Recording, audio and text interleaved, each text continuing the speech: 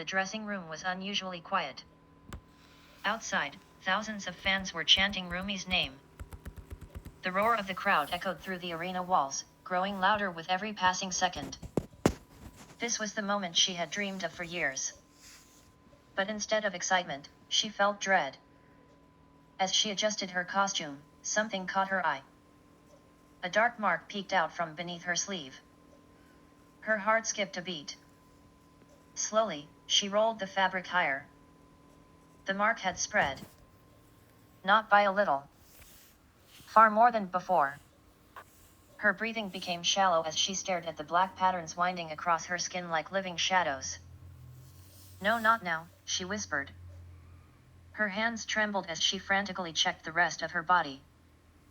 More marks. They were growing, crawling across her skin as if responding to something deep inside her. The knock on the dressing room door startled her. "Rumi. 2 minutes until you're on." She froze. 2 minutes. She pulled her sleeves down, but they no longer covered everything. She reached for makeup, rubbing layer after layer over the exposed skin. For a moment, it looked hidden. Then the marks slowly pushed through again. It was as if they refused to stay buried. Tears welled in her eyes.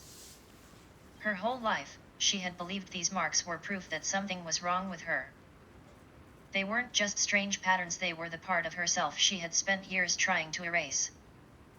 If her teammates saw them, if the fans saw them, if everyone learned she was half demon, would they still cheer for her? Or would they look at her with fear? Another knock. "Rumi. We have to go." She closed her eyes. For one brief moment, she considered walking away. No concert. No spotlight. No questions. No one would ever have to know. But then she heard the crowd. They weren't cheering for perfection. They were cheering for her. She wiped away her tears, took one long breath, and stood up. The fear hadn't disappeared. The marks hadn't disappeared. The secret was still there. But so was her dream. She walked toward the stage with her heart pounding louder than the music. Each step felt heavier than the last. Despite her fear, she gathers herself and goes on stage, determined to perform. This moment is important because it shows Rumi's internal conflict. She desperately wants to protect the people she loves while fearing that her true identity will make them reject her. Later in the story, she learns that accepting who she is, not hiding it, is what gives her the strength to move forward. She immediately tries to cover the marks with her clothing and costume. This isn't just about hiding her appearance, it's about protecting the identity she's built. She's afraid that if her teammates, friends, or fans discover she's half demon, everything she's worked for will disappear. Emotionally, she's overwhelmed. Throughout the story, Rumi has been taught that being part demon is something shameful and dangerous. So when the marks spread, she doesn't simply see them as a change in her body, she sees them as proof that she's losing control and becoming the very thing she's feared. Backstage, she's torn between two choices. Run away and avoid being exposed. Walk onto the stage despite her fear. She chooses to perform. It's an act of courage, but she's not at peace.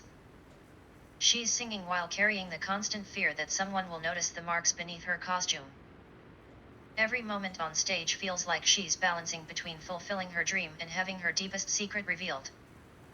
The scene also symbolizes something deeper. The growing marks reflect the emotional burden of denying an important part of herself. The more she tries to suppress her identity, the harder it becomes to hide. By the end of the story, Rumi realizes that the marks were never the true problem, her fear of rejection was. Accepting herself, rather than pretending to be someone else, becomes the turning point that allows her to move forward with confidence. The battle was over. The cheers of the crowd had faded, but Rumi stood alone backstage, trembling. Her breathing was uneven as the glowing crimson demon marks spread farther across her neck and arms than ever before. She had spent her entire life hiding them, terrified that if anyone discovered the truth, she would lose the people she loved most. She couldn't hide anymore. With tears filling her eyes, she slowly removed the sleeves that covered her arms. I'm half demon. The words echoed in the silent room. For a long moment, nobody spoke. Her friends stared at the glowing markings. Every strange moment suddenly made sense: why she sometimes disappeared without explanation, why she seemed frightened during demon attacks, why she carried so much pain behind her smile. Rumi lowered her head, unable to meet their eyes. I'm sorry I lied to all of you. I thought if you knew what I really was, you'd hate me. I thought I'd lose my family.